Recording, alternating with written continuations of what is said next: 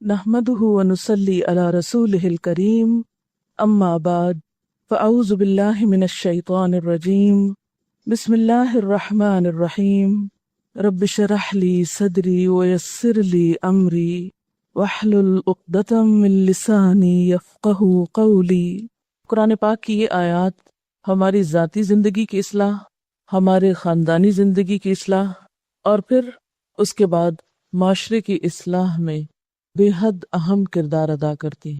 قرآن پاک میں یہ پہلا موقع ہے جہاں ایمان والوں کو براہ راست آگ سے بچنے کے لیے کہا جا رہا ہے۔ یا ایھا الذین آمنو، اے لوگو جو ایمان لا چکے ہو، مومن ہو، اپنے آپ کو ایمان والا کہتے ہو، اور ایمان والا امن میں آ جاتا ہے نا۔ ہم سب ایمان لا کر مطمئن ہو جاتے ہیں، امن میں آ جاتے ہیں کہ ہاں ٹھیک ہے، اب تو ہماری نجات ہو جائے گی۔ لیکن اہل ایمان سے کہا جا رہا ہے کہ تم چین سے مت بیٹھو، فکر کرو۔ کس بات کی؟ قو انفسکم واہلیکم نارا، بچاؤ اپنے آپ کو اور اپنے گھر والوں کو آگ سے۔ صرف خود کو نہیں، گھر والوں کو بھی آگ سے بچاؤ۔ ایمان اور آگ دو متضاد چیزیں لگتی ہیں، لیکن یہ ایک حقیقت ہے کہ ایمان لانے کے بعد بھی تم ایسے کام کر سکتے ہو جو تمہیں آگ میں لے جانے کا سبب بنے۔ وہ کون سے کام ہیں جو انسان کو آگ میں لے جانے کا سبب بنتے ہیں؟ یعنی ایک شخص خواہ لا الہ الا اللہ پڑھ لے، پھر بھی اگر وہ کچھ خاص کام ایسے کرے جن کو نہیں کرنا چاہیے تو وہ آگ میں جا سکتا ہے، اور آگ میں جانے کے بعد اس گناہ کی سزا بھگتنے کے بعد پھر وہ وہاں سے نکالا جائے گا، کیونکہ کلمہ پڑھنے والوں کے لیے خلود فی النار نہیں۔ خلود فی النار کا مطلب کیا ہے؟ ہمیشہ کی آگ، وہ کافروں کے لیے ہے۔ لیکن جیسے حدیث میں آتا ہے نا، جس نے لا الہ الا اللہ کہا وہ جنت میں داخل ہوگا۔ ہم اس کا مطلب کیا سمجھتے ہیں کہ بس ادھر لا الہ الا اللہ کہا اور پھر اس کے بعد جو مرضی کام کیے وہ سیدھا جنت میں پہنچ جائے گا۔ یہ نہیں اس کا مطلب۔ اس کا مطلب یہ ہے کہ جو لا الہ الا اللہ نہیں پڑھے گا وہ تو جنت میں کبھی بھی نہیں جا سکے گا، لیکن جو لا الہ الا اللہ پڑھے گا وہ جنت میں جائے گا۔ اس حدیث میں یہ تو نہیں ہمیں بتایا گیا کہ کب جائے گا۔ اس حدیث سے تو اتنا پتہ چلتا ہے کہ ہاں جس نے لا الہ الا اللہ پڑھا وہ بالآخر جنت میں پہنچے گا۔ کچھ خوش قسمت لوگ ایسے ہوں گے کہ جو بے حساب یعنی بلا حساب پہنچ جائیں گے جنت میں۔ کچھ ایسے ہوں گے جن سے ہلکا حساب لیا جائے گا، کچھ آراف پر پہنچا کر انتظار کرائے جائیں گے کہ جب سب کا فیصلہ ہو جائے گا تو پھر ان کا فیصلہ ہوگا کہ جنت والے جنت میں چلے جائیں گے، جہنم والے جہنم میں چلے جائیں گے، اور کچھ لوگ بیچ میں سٹک ہوں گے۔ یہ وہ لوگ ہوں گے جن کے نیک اور برے اعمال برابر کے ہوں گے، یا پھر بہت بڑی نیکی بھی کی ہوگی اور ساتھ بہت بڑا گناہ بھی کیا ہوگا، تو ایک دوسرے کو روک دے گا۔ یعنی گناہ جو ہے انسان کا وہ اس کی نیکی کے اجر کے راستے میں حائل ہو کے کھڑا ہو جائے گا۔ اب ان لوگوں کے لیے امکان ہے کہ یہ پہلے اپنے گناہ کی سزا بھگتے اور پھر جنت میں جائیں، یا اللہ تعالیٰ ان کو بھی معاف کر دے اور جنت میں بھیج دے۔ ہم لوگ آخرت کے معاملے میں نہایت غیر سنجیدہ ہیں۔ دنیا کے امتحان کی جتنی فکر کرتے ہیں، اگر صرف اتنی آخرت کے لیے کر لیں جتنی آپ ایک ٹیسٹ یا ایک پرچے کے لیے کرتے ہیں، تو ہمارے بہت سے اخلاق اور معاملات اور اعمال سدھر جائیں۔ لیکن حقیقت یہ ہے کہ ہم آخرت کی اتنی بھی نہیں فکر کرتے جتنی ایک معمولی ٹیسٹ کی ہوتی۔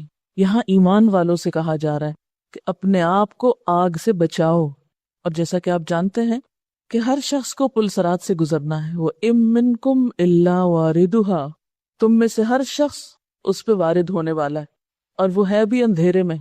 ہر ایک کے عمل کا نور ہوگا، کچھ لوگوں کا نور زیادہ ہوگا، کچھ کا کم ہوگا۔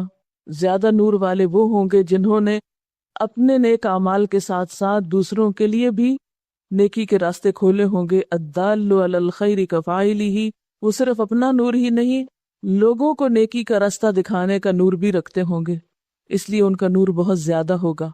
اور کچھ لوگ ایسے ہوں گے بد نصیب بد قسمت کہ جن کا نور کبھی جلے گا کبھی بجھے گا۔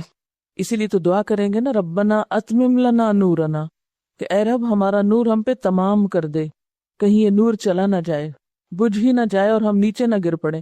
اس کو آپ یوں سمجھ سکتے ہیں کہ آپ ایک خطرناک پل رات کے وقت پار کر رہے ہیں اور آپ کے ہاتھ میں کینڈل ہے، چلتے چلتے کینڈل بجھ جائے کیا حال ہوگا؟ تھوڑی دیر کے لیے تصور میں لائیں، کیا اس بات کا خطرہ نہیں کہ آپ کا پاؤں اگلا قدم غلط جگہ پڑ جائے؟ اور پل صراط کی تعریف بھی آپ پڑھ چکے ہیں کہ بال سے باریک ہے، تلوار سے تیز ہے۔ اس پل پر اگر اندھیرا ہو گیا تو کیا بنے گا؟ کہاں جائیں گے؟ تو کچھ لوگ ایسے ہوں گے کہ پل صراط پر لگے ہوئے آنکڑے کا مطلب ہے جیسے ایسے کانٹوں کی جیسی چیز جو پکڑنے والی ہوگی، وہ گناہ گار مومنوں کو پکڑ کے نیچے گرا دے گی، پھر وہ جہنم میں اپنے اعمال کی جزا بھگتیں گے۔ جب بھگت چکیں گے پھر ان کو نکال کر جنت میں پہنچایا جائے گا۔ جنت میں بھیجنے سے پہلے وہ جنت سے باہر ایک نہر ہے، نہر الحیات جس کا نام ہے، اس میں ڈالے جائیں گے۔ وہاں ان کے جسموں پہ اس جنت کی نہر کا پانی ڈالا جائے گا، جس کے نتیجے میں وہ دوبارہ ایک طرح سے اگیں گے جیسے ایک پودا اگتا ہے۔ اور جب ان کے جسم دوبارہ بنیں گے اور وہ جنت میں جائیں گے تو بھی ان کے جسموں پر جلنے کے نشان ہوں گے۔ ان نشانوں کو دیکھ کر جنت والے ان کو جہنمیون کہیں گے کہ یہ جہنم کا مزہ چک کے آ رہے ہیں، ہم میں سے کس میں سکت ہے اس کے اندر جانے کی؟ تھوڑی دیر کے لیے بجلی چلی جائے تو ہمارا سانس رکنے لگتا ہے، دھوپ میں ہم کھڑے نہیں ہو سکتے، کبھی گرم توا چھو جائے ہاتھ کو یا گرم استری لگ جائے بازو کو تو گھنٹوں ہم سسکتے رہتے ہیں، جلتے رہتے ہیں۔ وہ آگ جو دنیا کی آگ کے مقابلے میں 70 گنا زیادہ ہے، کس میں سکت ہے اس میں جانے کی؟ ہم سمجھتے ہیں کہ یہ آگ ہمارے لیے نہیں ہے۔ اور یہ حدیث جو اس وقت میں نے آپ کو بتائی ہے جہنم میں جانے والے اہل ایمان کی، یہ بخاری کی حدیث ہے جس کا خلاصہ میں نے پیش کیا آپ کو۔ صحیح حدیث سے یہ بات ثابت ہے۔ ہم سمجھتے ہیں ہم بڑے بڑے بلنڈر کرتے رہے اور ہمیں کوئی دیکھنے والا نہیں، کوئی پوچھنے والا نہیں، اور ہم ایسے ہی چھوڑ دیے جائیں گے، برائی کا بدلہ برا نہیں ہوگا، اچھا ہوگا۔ یہ محض خوش فہمی ہے۔ ہم اللہ کے وعدوں کو دوسروں کے لیے سمجھتے ہیں، اپنے لیے سچا نہیں سمجھتے کہ یہ سب کچھ ہمارے ساتھ بھی ہو سکتا ہے، اپنے آپ کو وہاں کھڑا کر کے نہیں دیکھتے۔ اسی لیے تو ایسی آیتیں سمجھ نہیں آتی۔ قو انفسکم، سب سے پہلے اپنے نفسوں کو، اپنے آپ کو بچاؤ، اور پھر اس کے بعد وَأَهْلِيكُمْ، اپنے گھر والوں کو بچاؤ، کیونکہ سب سے پہلے تم سے تمہارے گھر والوں کے بارے میں پوچھا جائے گا۔ ہم میں سے بہت سے لوگ خود دین کی طرف پھر بھی آ جاتے ہیں، لیکن اپنی اولاد، اپنے شوہر، اپنے بہن بھائیوں، اپنے رشتہ داروں، اپنے خاندان والوں سے غافل ہوتے ہیں۔ وہ اس طرف آئیں یا نہ آئیں، ہمیں کیا، ہم نے تو اپنا رستہ بنا لیا ہے جنت کی طرف۔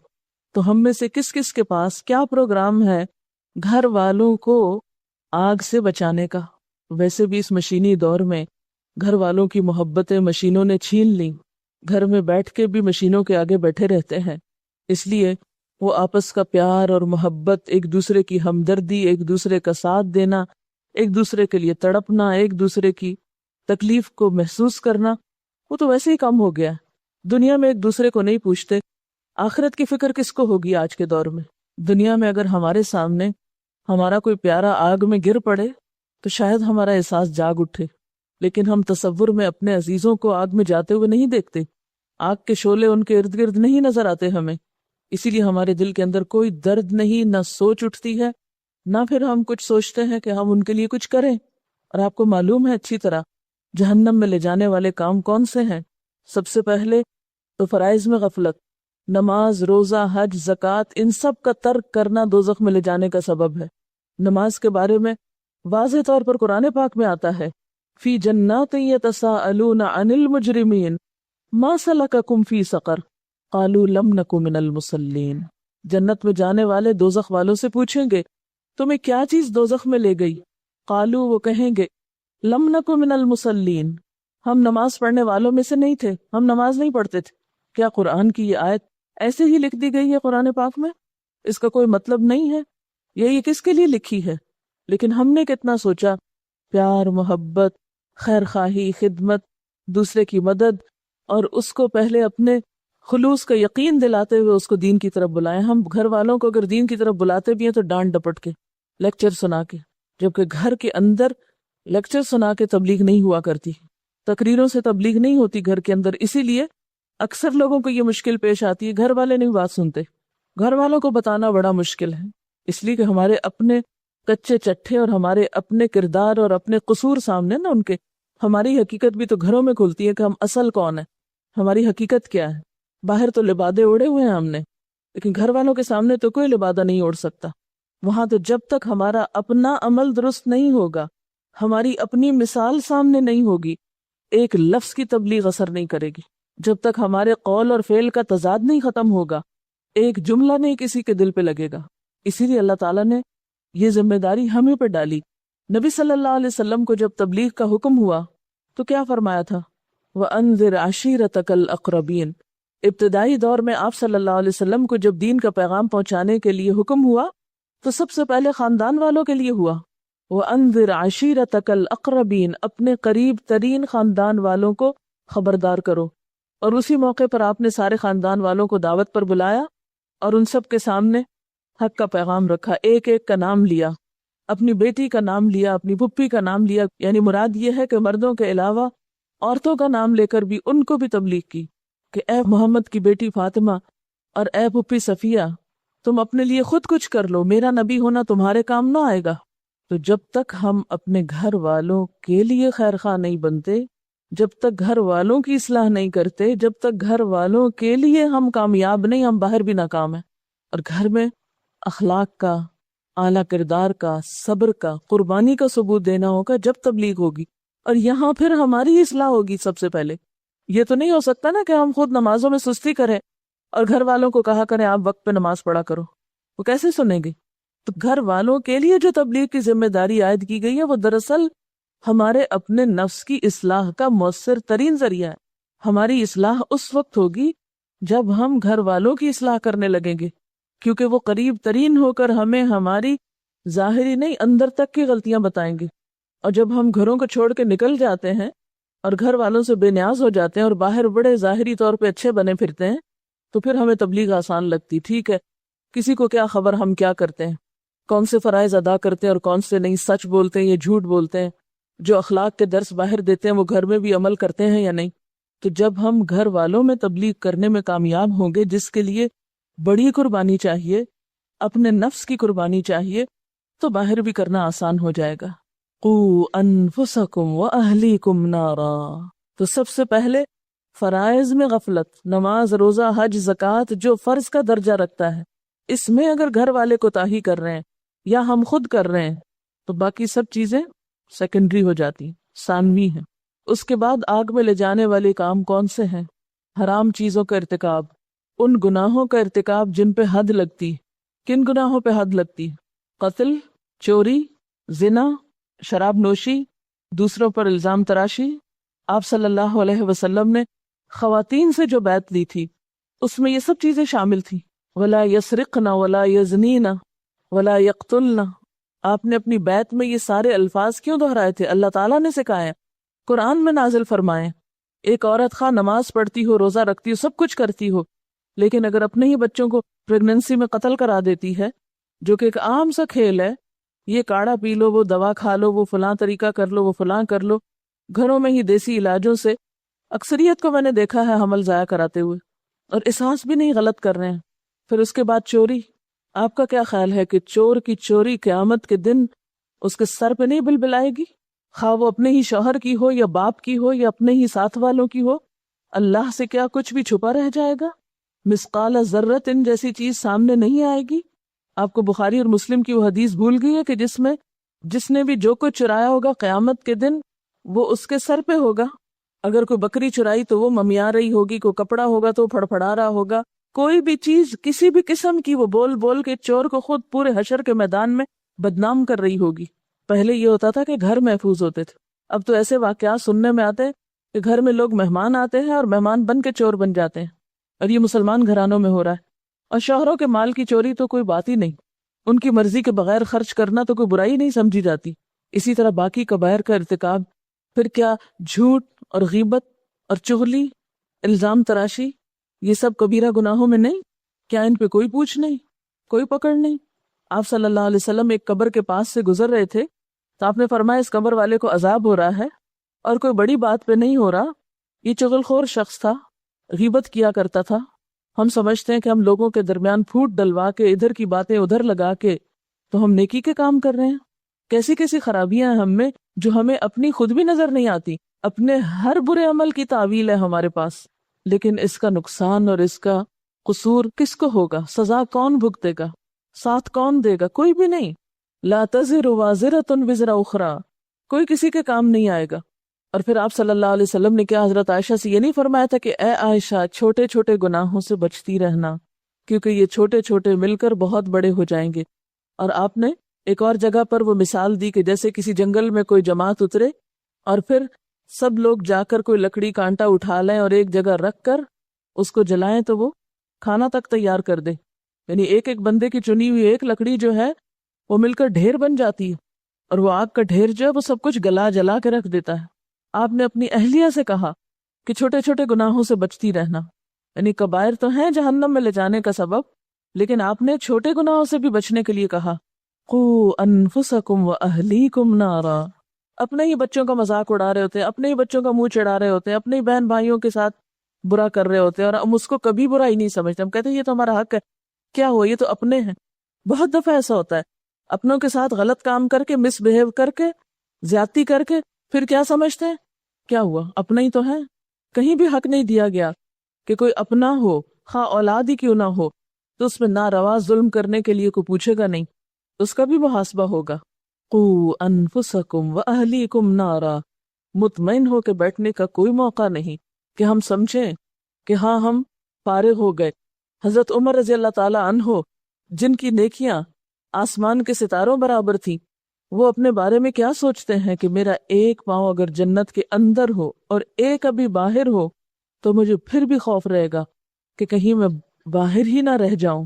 یعنی میں اس وقت تک امن میں نہیں ہوں جب تک پورے کا پورا جنت کے اندر نہ چلا جاؤں. پھر وہ اپنے بارے میں کہا کرتے تھے اگر آسمان سے یہ ندا آئے کہ ایک شخص کے سوا سب بخش دیے گئے تو مجھے پھر بھی خوف رہے گا کہ وہ ایک شخص میں تو نہیں، کہیں وہ میں تو نہیں جو نہیں بخشا گیا. یہ ان لوگوں کا حال ہے جن کی ساری زندگی خوف خدا میں گزری، اور ہم کچھ نہ کر کے بھی بڑے مطمئن ہیں کہ جنت ہمارے لیے ہے. ہم نے اپنے نفسوں کو، اپنے گھر والوں کو ایسی ایسی ڈھیل دے رکھی ہے، ہر غلط کام کی ایسی ایسی تعویل کر رکھی ہے کہ رو کے کبھی استغفار کرنا بھی نصیب نہیں ہوتا.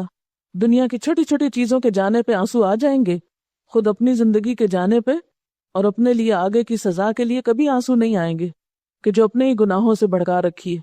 کیا وجہ تھی کہ صحابہ کرام آخرت کے خوف سے اتنا روتے تھے کہ آنسوؤں کی کثرت سے ان کے چہروں پہ نشان پڑ گئے تھے. ہم میں سے کتنے لوگوں کے آنسو خدا کے خوف میں بہتے ہیں؟ اس لیے کہ ہمیں فکر ہی نہیں ہے. ہم سمجھے بیٹھے ہیں کہ ہم تو بالکل امن میں ہیں. جیسے لوگوں کو باتیں کر کے اور ظاہری چند حرکتوں سے مطمئن کرنے کی کوشش کرتے ہیں، ہم سمجھتے ہیں اللہ تعالیٰ کو بھی ایسے ہی باتوں میں لگا لیں گے.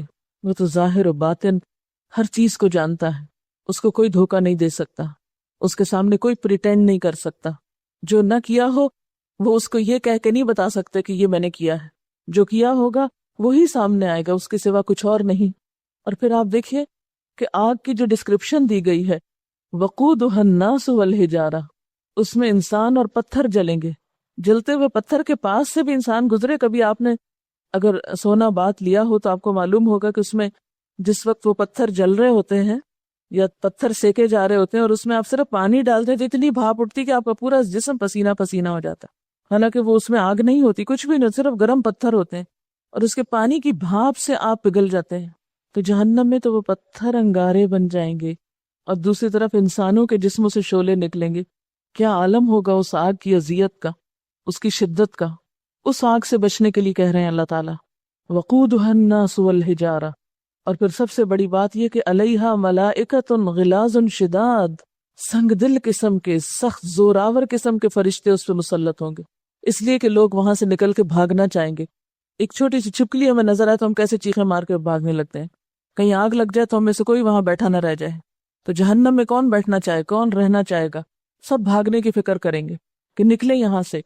کلما ارادوا ان یخرجوا منها من غم اعیدوا فیہا، جب بھی غم کی شدت کی وجہ سے اس سے نکلنے کی تمنا کریں گے، نکلنے کی کوشش کریں گے، اسی میں دھکیل دیے جائیں گے، واپس پلٹا دیے جائیں گے. لا یعصون اللہ ما امرہم. انسانوں کے حرکتوں کے مقابلے میں فرشتوں کا عمل دکھایا گیا. وہ تو اللہ کی نافرمانی نہیں کرتے، جو بھی وہ ان کو حکم دیتا ہے. وہ ہم جیسے تھوڑی ہیں کہ اللہ کا حکم سامنے آ بھی جائے تو جو جی میں آئے مانے، جو جی میں آئے انکار کر دیں. فرمایا فرشتے ایسے نہیں کرتے. وَيَفْعَلُونَ مَا يُؤْمَرُونَ، جو حکم دیے جاتے ہیں پورا کرتے ہیں، ویسے ہی ایز اٹ از کرتے ہیں. کبھی سوچا آپ نے کہ اس موقع پہ فرشتوں کی یہ صفت کیوں بتائی گئی کہ جو کہا جاتا ہے 100% کرتے ہیں؟ ہم اپنا حال بھی دیکھ لیں، جو کہا جاتا ہے کیا 100% کرتے ہیں؟ یعنی اللہ نے جو کچھ فرما دیا وہ کسی چیز کا انکار نہیں کرتے، اسی طرح کام کرتے چلے جاتے ہیں، خواہ ان کے آگے کوئی روئے، چیخے، چلائے، جو مرضی کرے۔ دیکھیں نا، جیسے جان لینے آتے ہیں تو لے کے چلے جاتے ہیں نا، سب چیخ پکار کر رہے ہوتے ہیں۔ بعض لوگوں کی جان اس حال میں جاتی ہے کہ ان کے چھوٹے چھوٹے بچے ہوتے ہیں، لیکن فرشتے آتے ہیں اور لے جاتے ہیں۔ وہ نہیں دیکھتے کہ بچے چھوٹے ہیں، یا کوئی دودھ پیتا ہے تو اس کی ماں نہ لو، یا کوئی ابھی بڑا مصروف ہے، نہیں، جس کی لینی ہے اللہ نے حکم دیا، گئے اور کام کر کے آ گئے۔ جب دنیا میں یہ مثالیں عبرتناک ہم دیکھتے ہیں تو آخرت میں کیا ہوگا؟ وہاں بھی وہ کچھ ترس نہ کھائیں گے، جس طرح کی سزا جس کو دینے کا حکم ملے گا اسی طرح اس کو پکڑ لیں گے۔ پھر فرمایا یا ایھا الذین کفروا، اے لوگو جنہوں نے انکار کیا، یعنی یہ حکم نہیں مانتے ہو، دین کے معاملے میں اپنے گھر والوں سے بہت نرمی برتے ہو، تو یاد رکھو قیامت کے دن تمہارا کوئی عذر قابل قبول نہ ہوگا، کیونکہ جو انسان کام نہیں کرتا وہ ہمیشہ بہانے لاتا ہے نا، اور پھر انسان اپنی عادت سے مجبور وہاں جا کے بہانے بازی کرنے لگے گا۔ صاف کہہ دیا جائے گا لا تعتذروا اليوم، کوئی معذرتیں نہیں چاہیے، کوئی ایکسکیوزز نہیں چاہیے، کوئی بہانے نہیں چاہیے۔ آج ہم کسی بھی گناہ کے کرتے وقت سب سے پہلے کیا کرتے؟ بہانہ کرتے ہیں۔ یہ گناہ کر رہے ہیں، اپنے آپ کو مطمئن کرتے ہیں، اس لیے کر رہے ہیں کہ ہمارے ساتھ ایسا ہوا ہے۔ ہر غلط کام کے پیچھے ہم نے ایک عذر کیا ہوا ہے۔ کبھی سوچیں کہ یہ عذر اللہ کو مطمئن کر دیں گے؟ وہاں تو صاف کہہ دیا جائے گا نہیں مانے تھے لا تعتذروا اليوم، آج بہانے مت کرو، عذر مت کرو، انما تجزون ما کنتم تعملون، تم کو تو وہی بدلہ دیا جا رہا ہے جو تم عمل کرتے رہے ہو، تمہیں وہی مل رہا ہے جو کر کے لائے ہو۔ کیا ہے ہمارے پاس؟ اچھا عمل ہے تو اچھا بدلہ، غلط کام کیے ہیں تو وہی غلط کام سامنے آئیں گے۔ جیسے ابھی میں نے بتایا کہ چور کی چوری اس کے سر پہ چڑھ کے بول رہی ہوگی، جو کیا ہوگا وہ رسوائی کا سبب بنے گا۔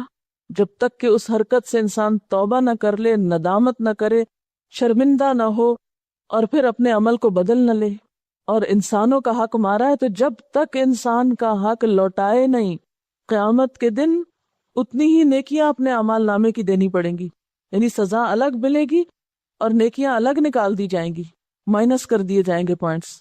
انما تجزون ما کنتم تعملون، تمہارا یہ بدلہ، تمہاری یہ جزا وہی ہے جو تمہارے اعمال تھے، کچھ اور نہیں۔ نہ کسی اور کے عمل ہمارے کام آئیں گے، نہ ہماری نیکیاں کسی اور کو دی جائیں گی، اور نہ ہماری سزا کوئی اور بھگتے گا۔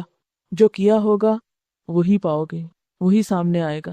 اس کا حل اور علاج یہی ہے، یا ایھا الذین آمنوا توبوا الی اللہ، توبہ کر لو اللہ سے۔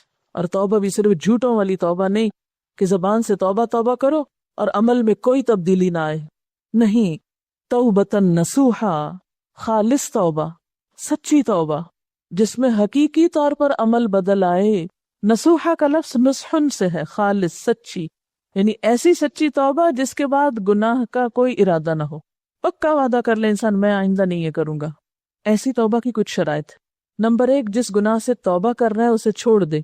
نمبر 2، اس پر ندامت کا اظہار کرے، شرمندہ ہو۔ نمبر 3، آئندہ نہ کرنے کا وعدہ کرے۔ نمبر 4، اگر حقوق العباد میں حق تلفی کی ہے تو وہ حق لوٹائے، کسی کے ساتھ زیادتی کی ہے تو معافی مانگ لے۔ گویا محض زبان سے توبہ توبہ کہنا کوئی معنی نہیں رکھتا جب تک انسان توبہ کی شرائط پوری نہ کرے۔ اور فورموسٹ چیز کیا ہے؟ شرمندگی، ندامت۔ آپ صلی اللہ علیہ وسلم نے فرمایا الندم توبہ، شرمندگی ہی توبہ ہے۔ یعنی جو شرمندہ ہو جائے اپنے ماضی کے کسی فعل پر، گویا اس نے توبہ کر لی۔ ایک اور جگہ پر آتا ہے کہ ایک صحابی نے کہا کہ سچی توبہ یہ ہے کہ آدمی رجوع کرے اور پھر اس فعل کو نہ دہرائے۔ تو نتیجہ کیا ہوگا؟ عسیٰ ربکم ان یکفر عنکم سیئاتکم، بعید نہیں، امید ہے کہ اللہ تمہاری برائیاں تم سے دور کر دے گا۔ عسیٰ یعنی جب تم توبہ کرو گے تو پھر تمہیں امید دلائی جاتی ہے کہ وہ توبہ قبول کر لے گا۔ اچھا، یہ عسیٰ کا لفظ کیوں ہے؟ یقینی بات کیوں نہیں؟ اس لیے کہ جنت کی گارنٹی تو کسی کے پاس بھی نہیں، کیونکہ اس آیت میں صرف یہ نہیں کہا نا کہ تمہاری خطائیں تم سے دور کر دے گا، بلکہ ساتھ ہی یہ وعدہ بھی ہے وَيُدْخِلَكُمْ، گناہوں کے باوجود جب معافی ہو گئی تو داخل کر دے گا تم کو جنات، ان باغوں میں، تجری من تحتها الانہار، جن کے نیچے نہریں بہ رہی ہوں گی۔ تو جنت میں داخلہ، تو آپ صلی اللہ علیہ وسلم نے اس کے بارے میں کیا فرمایا تھا کہ کسی کا عمل اس کو جنت میں نہیں پہنچا سکتا۔ صحابہ نے عرض کیا کیا آپ کا عمل بھی؟ آپ نے فرمایا ہاں، مجھے بھی جب تک اللہ تعالیٰ اپنے فضل و رحمت سے ڈھانپ نہ لے اس وقت تک میں بھی جنت میں نہیں جا سکتا۔ تو اس لیے یہاں پر عسیٰ کا لفظ ہے، امید ہے کہ توبہ کرو، پھر امید ہے کہ اللہ تمہارے گناہ معاف کر دے گا اور تمہیں جنت کے باغوں میں داخل کر دے گا، تجری من تحتها الانہار، جن کے نیچے نہریں بہتی ہیں۔ واپس آ جاؤ اپنے غلط کاموں اور غلط ڈگر اور غلط طرز زندگی سے، نیا طرز زندگی اختیار کرو جو اللہ والوں کا ہے، نیا لائف سٹائل اپناؤ، پلٹ آؤ، واپس آ جاؤ۔ عسیٰ، پھر امید ہے، واپس آؤ گے تو امید ہے، اور صرف امید کی بات کی گئی، گارنٹی کوئی نہیں دی گئی پھر بھی، کیونکہ یہ تو اللہ کی اپنی مرضی پر ہے نا، وہ مالک ہے، وہ بادشاہ ہے، جسے چاہے معاف کرے، جسے چاہے سزا دے۔ یغفر لمن یشاء ویعذب من یشاء، جسے چاہے گا وہ اس کو معاف کرے گا اور جس کو وہ چاہے گا اس کو سزا دے گا۔ میرے اور آپ کے پاس کیا گارنٹی ہے کہ وہ ہمیں ضرور معاف کر دے گا؟ یہ تو اس کو پتا ہے کہ کس کو معاف کرنا چاہیے اور کس کو نہیں کرنا چاہیے، کون معافی کے لائق ہے، کون معافی کا مستحق ہے اور کون نہیں ہے۔ اگر اللہ کے رسول صلی اللہ علیہ وسلم یہ کہہ سکتے ہیں کہ الا ان یتغمدنی اللہ برحمہ، کہ ہاں میں بھی جنت میں اس وقت جاؤں گا جب اللہ مجھے اپنی رحمت سے ڈھانپ لے، پلٹ آنے پر بھی اس نے امید ہے کہ بات کی ہے، اور ایمان ہے یہ امید اور خوف کے درمیان۔ خالی امید پر تو ایمان نہیں ہوتا، اور صرف خوف پر بھی نہیں ہوتا، دونوں کے بیچ میں ہوتا ہے، تبھی انسان سیدھا رہتا ہے۔ ہم اپنے ایمان کا جائزہ لے کر دیکھیں، کیا واقعی ہمارا ایمان خوف اور امید کے درمیان ہے؟ کیا صرف امید تو نہیں رکھی ہوئی، یا کہیں صرف خوف کا شکار ہو کر مایوس تو نہیں ہے؟ کیونکہ جب تک معتدل رویہ اختیار نہیں کریں گے اس وقت تک ایمان مکمل نہیں ہوگا۔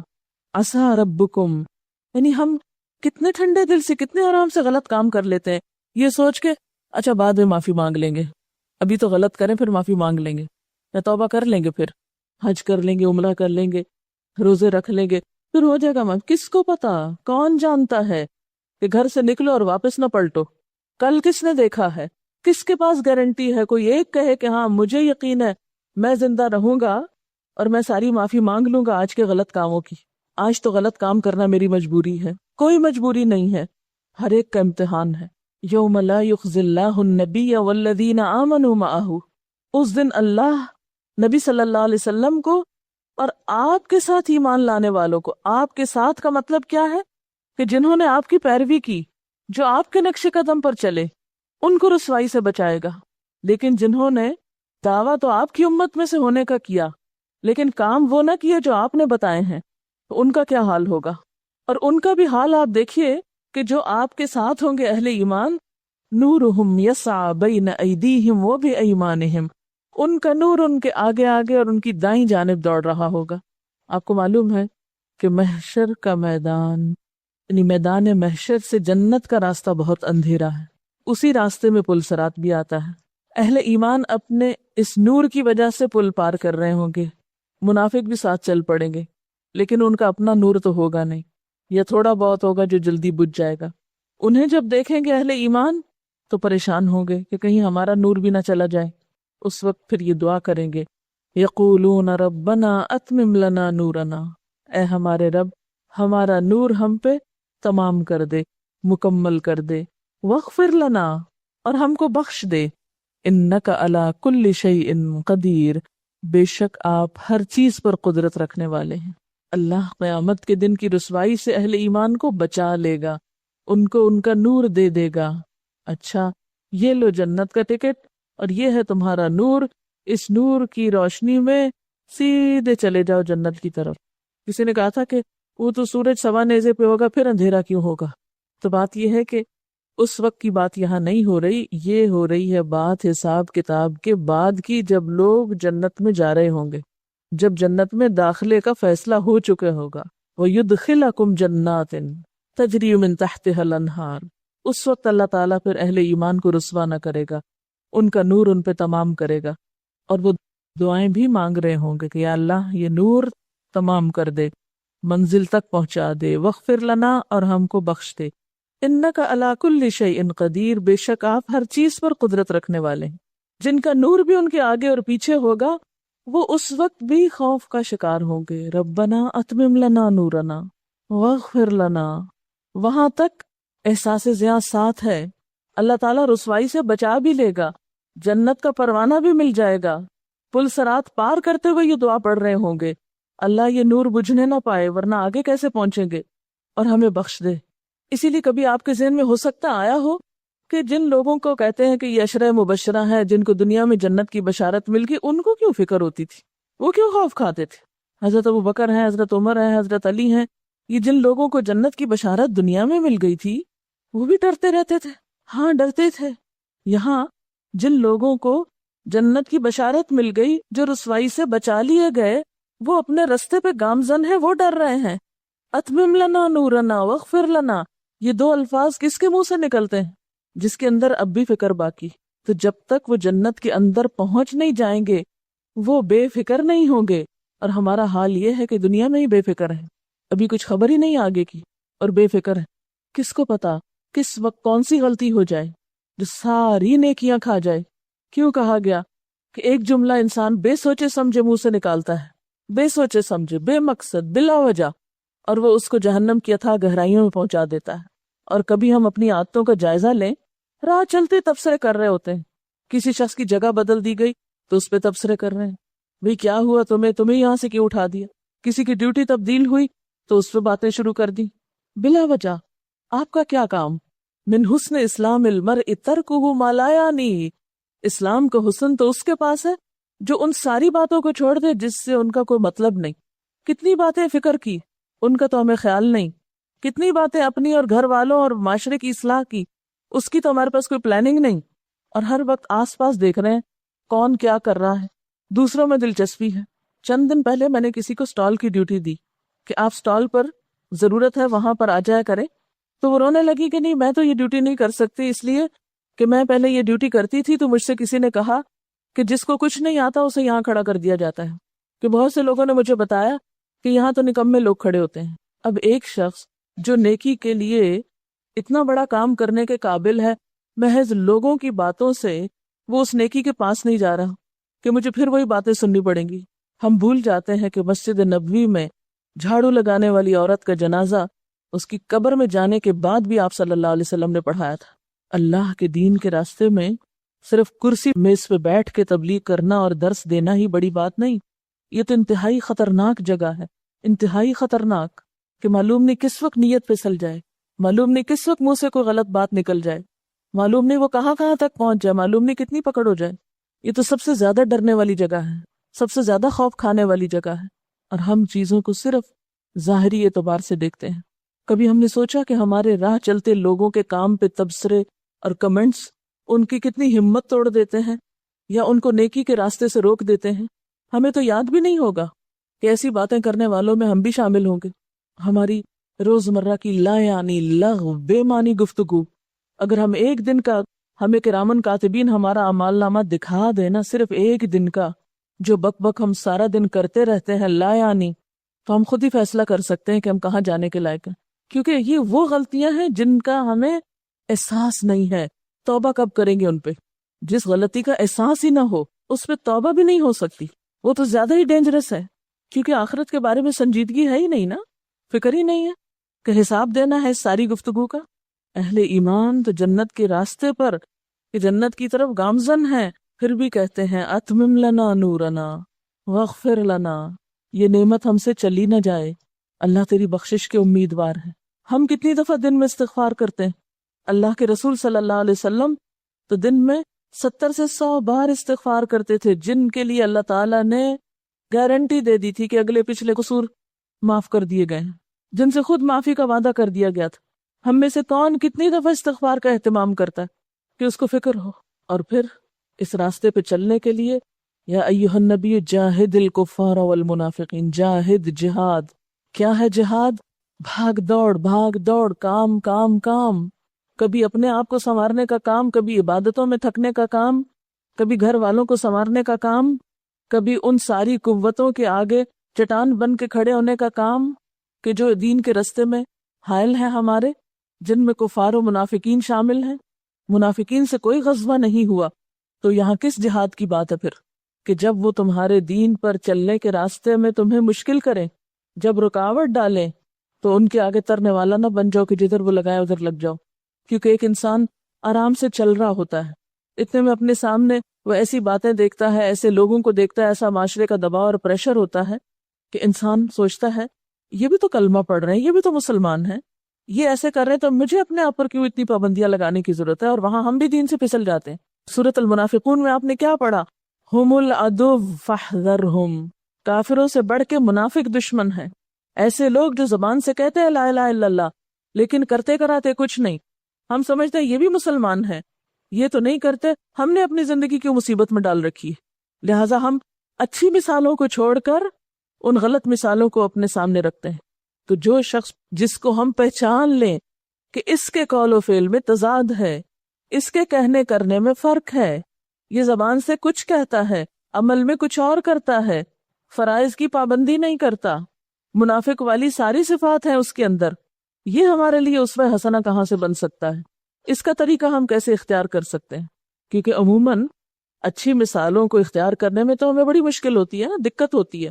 یعنی کسی ایسے شخص کی زندگی کا مطالعہ کرنا اور اس کو فالو کرنا جس نے اپنے آپ کو نیکی کے کاموں میں تھکا رکھا ہو، وہ ہمارے لیے اتنا دل پسند نہیں ہوتا، نہ ہمارے نفس کو اچھا لگتا ہے. وہ تو دیوانہ ہے، وہ تو ایکسٹریمسٹ ہے، اس کی کیا بات ہے، چھوڑو اس کو. وہ دیکھو فلاں کو، آخر وہ بھی تو مسلمان ہے نا، دین دنیا دونوں رکھی ہوئی ہے، نماز بھی پڑھتا ہے اور یہ فلاں فلاں حرام کام بھی دنیا کے لیے کر لیتا ہے. کیا اپنی مرضی کا اسلام اختیار کرنا منافقت نہیں؟ یفعلون ما یؤمرون ہمارے لیے نہیں؟ دین کے معاملے میں چوائس کہاں سے دے دی گئی ہمیں؟ مسلم تو وہ انسان ہوتا ہے کہ جس کو اللہ کے کسی بھی حکم کی طرف کسی بھی وقت بلایا جائے اور وہ بلا چونو چرا آ جائے. مسلم کے لغوی معنی ہوتے ہیں نا کہ وہ اونٹ جس کی ناک میں نکیل ہو اور اس کو جدھر اس کا مالک لے جائے وہ آرام سے ادھر چل دے پیچھے پیچھے. تو مسلم کا معنی بھی یہی ہے کہ جس نے اپنا آپ اللہ کے حوالے کر رکھا ہے. تو مجھے جدھر لے جا میں جانے کو تیار ہوں، تو مجھے سوتے سے اٹھا تو میں اٹھنے کو تیار ہوں، خواہ کتنی بھی گہری نیند ہے. تو مجھے حکم دے کہ جیب سے مال نکال کے دو تو میں اسی وقت حاضر ہوں. یہ میرا مال تجھے پسند ہے، میں اس جگہ پر دوں، یہ تیرے لیے حاضر ہے. تو مجھے اپنے گھر بلا رہا ہے تو میں لبیک پکارتا آ رہا ہوں. تو مجھے جان دینے کے لیے کہہ رہا ہے تو میری یہ جان حاضر ہے، اس لیے کہ تو نہیں دی تھی، میری تو ہے بھی نہیں کہ میں اسے روک کے رکھوں. یہ ساری طاقتیں تیری ہی تو دی ہوئی ہیں، تیرے لیے نہیں خرچ کروں گا تو کہاں کروں گا؟ مسلم تو ایسا شخص ہوتا ہے. کیا یہ منافقت نہیں کہ ہم زبان سے تو کلمہ پڑھیں اور اللہ کی اطاعت کی طرف ہمیں بلایا جائے اور ہم کام چوری کریں؟ جو چیز ہمارے نفسوں کو آسان لگے، جس میں ہمیں دنیا کا کوئی فائدہ نظر آئے، وہ تو ہم آگے بڑھ کے کر لیں، اور جہاں دنیا کا فائدہ اور مطلب ہمارا پورا نہ ہو وہاں ہم پیچھے ہٹ جائیں کہ یہ نہیں ہم سے ہوتا. اللہ کا بندہ تو ہر کام کرنے کے لیے تیار ہوتا ہے، اس کی تو اپنی کوئی چوائس ہی نہیں ہوتی. وہ تو عبد ہے نا، غلام ہے، غلام کی کیا چوائس ہوتی ہے؟ تو مجھے یہ کرنا اور یہ نہیں کرنا، مجھے تو جو بھی مل جائے میں نے کرنا ہے. تو جاہد الکفار والمنافقین، ان سارے لوگوں سے نبٹنا ہے جو تمہارے دین پر چلنے میں رکاوٹ ہے، خواہ وہ تمہارے اپنے گھر کے اندر ہے.